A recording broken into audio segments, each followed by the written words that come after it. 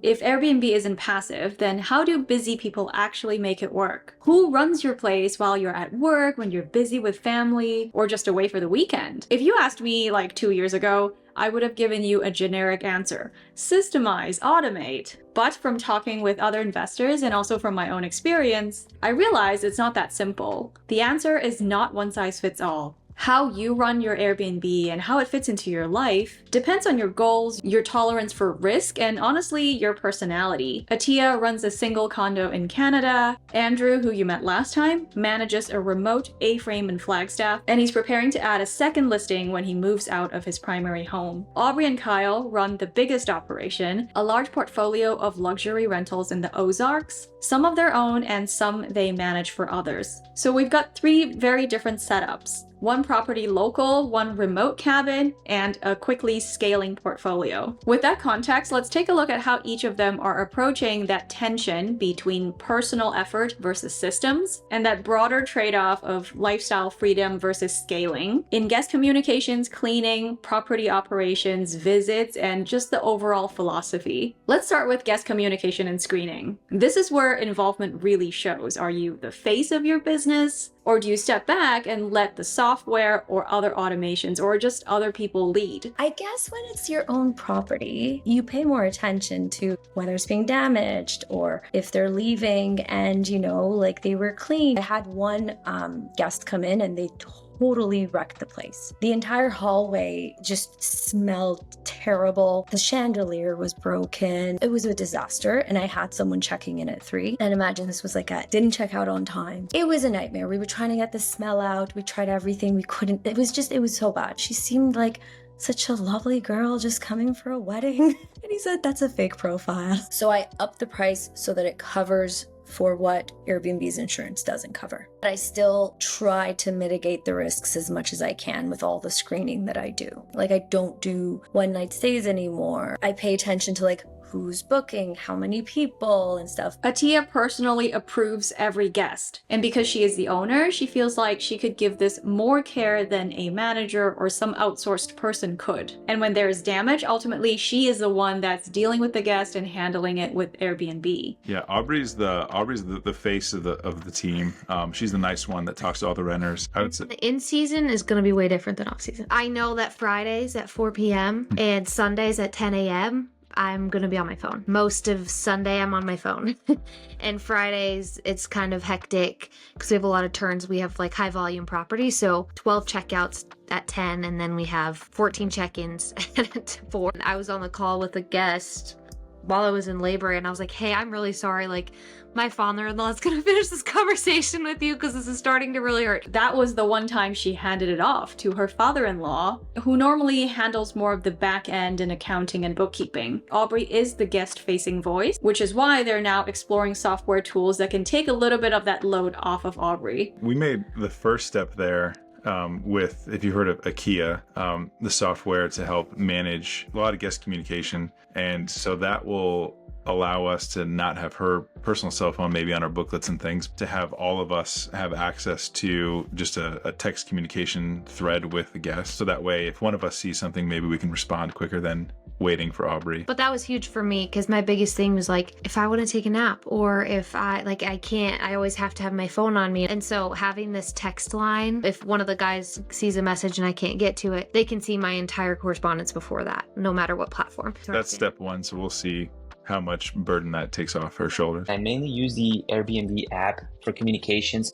Before, when I started, I was, sending all the messages manually just to really get a feel for communications, kind of see what people ask. And then from there, as I started kind of seeing trends, I started automating all my check-in messages, checkout messages, to the point where sometimes some reservations, I don't really have to do anything. Moving on to cleaners. Cleaners are really the backbone of my short-term rental business, and I'm sure it's the same for a lot of people. All three hosts have strong opinions and excellent advice here, and very different systems. I started off like you with a company. They just kept dropping the ball, missing the dates. It was way too last minute. So then one of the cleaners that was reliable from that company actually reached out to me through a little note, and she said, I would love to work with you on the side.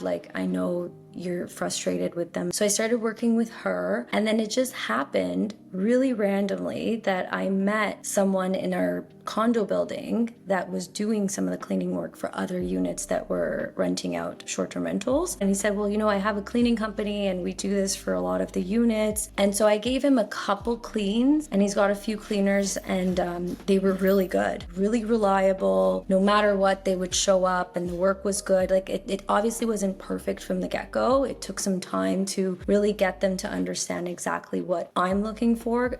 But it was actually easier than the company for me. The company, I felt there was such a turnover. That was a big learning lesson for me. There was such a turnover with their cleaners that I had to have this long list of, here's the checklist that you have to go through to make sure your cleaning is on point and it's done. And when they would lose cleaners, it was a disappointment every single time. Whereas with this smaller company, they're so grateful that they have the business. They make sure to make it work. So no matter what, they show up, they make sure it's really what I've asked for, and they make it right. Whenever like there's an issue, they go back, they fix it. So that has been a complete game changer. When you have a job, if you can't rely on your cleaning team and you've got one person checking out in the morning, another person checking out at like 3, it's a really small window for you to leave your job and try to figure it out yourself. I'm sure, as you know, your cleaning company is your world. Like, you have to have a good, reliable cleaning company. Find your people and like keep them close and treat them well and enjoy it. Like, keep it fun too. Aubrey's team has gone through multiple different cleaners and multiple iterations of setups, but now they have built a system of expectations, checklists, and backups. We're probably on our 6th cleaning company. Yeah, it took a while, and there's been a lot of really good people along the way, and maybe without the right systems to kind of fit. But as we've grown, we need to find people that can also grow with us too. We'll do unannounced visits, and we'll visit properties and take notes, and we'll have like, I don't want to call them inspectors, but people that go over, and if they're repairing something for us, we're like, hey, take a look. Do you notice anything? We take guest word of mouth really strong. So if they tell us something's wrong, we have a lot of return customers now, especially at our luxury homes, that I really trust there. Our cleaners take photos before and after every single reservation, their timestamps. So we have all of that. And they have also learned to give and receive feedback. Here's what they had to say about handling cleaning that wasn't up to par.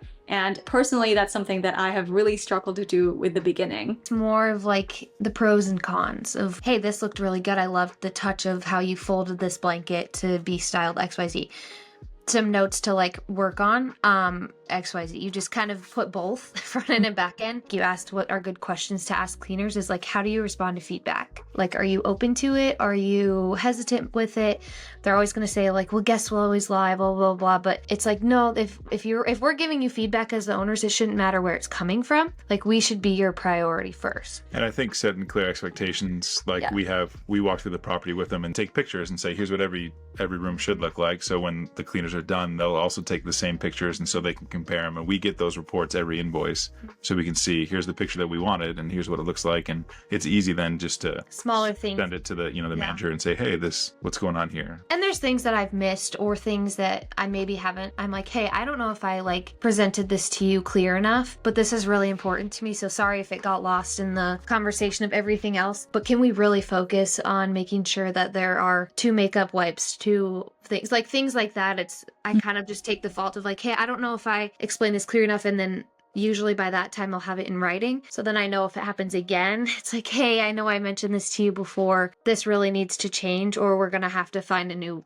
solution to it. With my cleaner, it was very kind of antiquated. She was there locally. She had one person that helped her. So it was a lot of texting and things like that. I think when I started going on search engines locally to find my cleaners, and also on social media, like on Facebook, there's, big groups and people stay pretty active. I contacted about 4 cleaners total, have that conversation, have them do a quick walk through the property, see how they work, some things that they like. And it was tough because it was literally my first time, doing all of this. So I didn't really know what to expect or what to ask. It was just like what kind of felt right.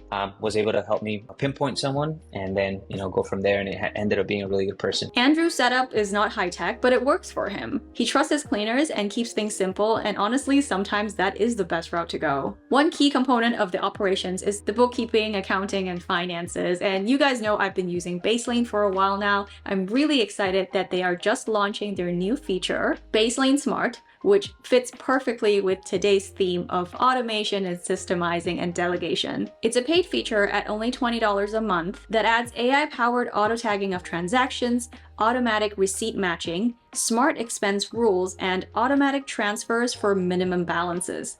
You can also create custom categories for expenses to better reflect how you run your business. If I were brand new, I would probably start with Baselane Core, which is their free offering. And honestly, there is a lot of value to just manually doing things early on as part of your learning curve. But once things get busy, you don't want to spend hours reconciling statements and chasing receipts. If you have ever thought, I would love to outsource this to some virtual assistant, but I don't want to give anyone financial access, this is perfect. Check out Baselane Smart to start your 30-day trial in the link in the pinned comment and description. I have my cleaners, I have the handyman, and all of these people are kind of like on standby all the time. Strategy that's worked for me for the pricing is because I'm close to concert and, for example, baseball locations and stuff like that, I look up all the special events and dates and concerts coming up. And then I also look at what the market is pricing at. And then I do my own way of kind of pricing it based on my expenses, like the mortgage, the condo fees, and the cleaners and all of that. So it's worked out better for me, to be honest. I ended up losing money going with the software. My dad and my mom, they do the back end, all the dynamic pricing and accounting. And I think it's great working with your parents. Gary, my father-in-law, checks on our pricing like every day for our properties, and our accounting is like with a bow. Like, it is perfect. Team, as you very well know, is one of the most important things to be successful. I have like 2 handymans, for little things that come up. And when I started, I had a really good electrician and a good plumber as part of, my contacts. They really oversee the property up there, as, they're really my eyes up there. I do have to pretty much stay on top of everything, have your separate finances for the cabin and all the time that you invest yourself in managing the cabin. Your short-term rental, I think is a huge advantage for, again, someone that's considering it and, wants some help on the tax side. I've been keeping it old school, Excel spreadsheet. Now when I have the second property, I'll have to get probably a bookkeeping software. So usually I'll try and do, like bookkeeping, I would say maybe once every 2 weeks at most. Any expenses, receipts, save everything, all the emails, and then, quickly shift that over to my logs. And then for tracking time, as of now, I just been using my phone. I can't remember what the app is called, but I tried it, using that a little bit. And before, it was just a good old notes on the Notes app. The time, the activity, the property, any little details that I can, to justify the business. Everyone decides their own system and comes up with a slightly different setup. Some lean heavier on the automation and team members, while others are a little bit more lean and hands-on. For example, with our beach house, because we're more remote than any of the guests we have even spoken to today, our operations have to be really systemized and very carefully tracked, even though it's just the one house. After a couple of years of honestly bumbling around and making a bunch of mistakes, I finally built a dashboard in ClickUp. It is where I keep track of all my ongoing maintenance issues, both the routine ones that recur every so often, as well as like tabled issues of like, yeah, we should maybe check on that ceiling paint that looks like it might chip or it might not chip, but it's not urgent, but we should look at it again. That kind of stuff. There's like a parking area for non-urgent issues. I've saved my messaging templates, my business trip planning templates that make it easier for me to remember what I need to document for tax compliance. I also take notes on my inventory, and I added this initial setup guide if you're looking to get a copy of it. I'll link it below. Another dimension of involvement is physical presence. How often do you actually go see the property? Are you quite hands-on, or do you spot check, or are you completely hands-off? Every now and then I do a little check on the cleaner's job right before someone checks in, or if there's like an issue? Initially, when it was just our properties, we would get down there in the off season. Lake of the Ozarks is really 80% of your revenues come in May through September. And so in the off season is when you go down to, work on things. Now 18 more properties that Aubrey's now managing, 4 other people on top of our own. That has now pulled us down there quite often to check on properties. And we have a team down there as well. When we talk to new owners that are asking about our business and they ask if we're there, no, we don't live there. We have a strong enough team that even if we did live there, we wouldn't have to be going there. So I think we intentionally wanted it to be at least 5 hours away or more when we were looking at different markets too, just so we couldn't respond to things ourselves. I don't want him going out at 11 o'clock at night most of the summer to go repair XYZ, and it's actually, nor would I know how to. But I think it's huge for us, and it's important for us that we do have that distance of the business, because otherwise it does, the whole reason we're doing this is for our kids, to be with our kids, to be with our family. For Andrew, visiting isn't just about oversight. He actually enjoys being at the cabin, which is partly why he got it in the first place. It stays so busy that it's hard to be able to visit as much as I would really want, especially right now in summer when we're just burning up down here. And I'm like, man, what I would do to be at the cabin. I still do try and block out maybe at least once a quarter for me to visit, have an enjoyable stay with my girlfriend or with friends. Additional to that, of course, I do visit the property pretty often for, maintenance and whatnot. And I still go up for supplies more than anything and just stay on top of the property, really visit it, really, inspect things. I like to visit the property at the very least, I would say, once a month, maybe once every 2 months, to just kind of still get a good sense of how things are, furniture, and again, supplies really. And finally, beyond the day-to-day operations, there's the bigger question. What is your philosophy? Are you doing this for passion, for growth, for freedom? For Atia, it's more than just about cash flow. She genuinely loves creating these memories for her guests. Because I have a little memory book that I've put there, and I said, this is very much a passion project. Please share with me anything you want about your stay. It would make me so happy to hear what type of memories you have. It's my favorite thing. That's probably one of the biggest reasons why I go on site. I just go to look at their notes. It's so cute. Even their little girls would do drawings and say, I had my own room and I loved that it was pink. And or they're like, oh, we noticed the painting is you did the painting. We love it. Or I leave a local wine for them. It's from the vineyard of our former hockey hero. I kind of share a little bit of a local story with them about that. And they always have a little comment about the wine in there and stuff, or how they loved looking at the trains on the balcony. So I always love to go read those. I think that's the thing that has me loving it so much. Sometimes my fiance says, I don't know how you do it. It's just such a headache. Why? Why are you dealing with all this? Sometimes I screenshot the reviews or the notes they've put in the memory book. I'm like, this is why I do it. I love this.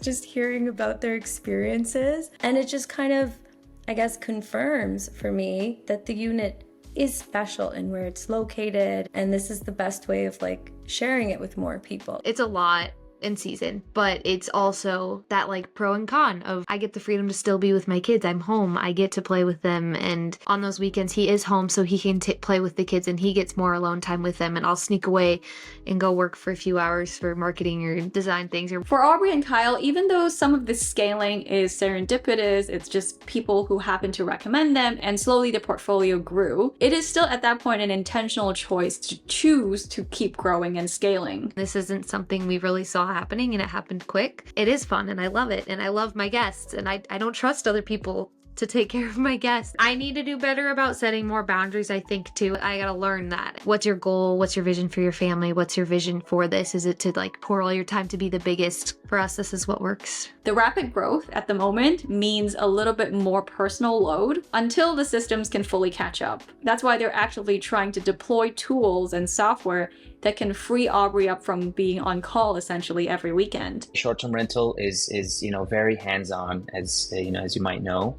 So scaling a short-term rental portfolio while having a full-time job, especially if I'm managing them by myself, it would just be too much, you know, where it would start messing with the balance of having a good lifestyle and, you know, having, you know, good properties that you can stay on top of to really stay at like the top 1% or, you know, up there where they stay booked. I think I'm kind of at that crossroads where, depending on how this goes, do I want to potentially scale more or start, you know, shifting my strategy a little bit? I think this new property is going to help me determine that. So I'm kind of excited to see where it goes. Andrew's philosophy is clear. Growth isn't worth it if it comes at a cost of a good lifestyle. He is open to scaling, but only if he can keep his balance intact. Reflecting on all three conversations, I think I'm a little bit of all three of them. I resonate with the love of hearing the guest stories and hearing how they had a good visit. I also found so much that I agree with and honestly want to emulate in the systems approach, especially with the cleaners checklist and the before and after photos and the hiring tips. But on a more philosophical level, I think current day freedom and balance still means a lot to me. It is such a freeing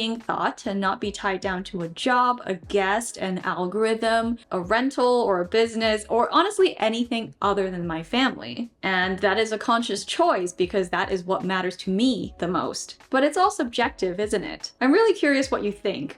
These conversations have been so enlightening, and I hope you're enjoying this series so far. I'll leave links to everyone we talked to today in the description below. And if you're interested in sharing your story, fill out the form below and I'll reach out for a future episode. Thanks again, Baselane, for sponsoring today's video. Don't forget to check them out in the pinned comment below, and I'll see you guys again next time. Bye!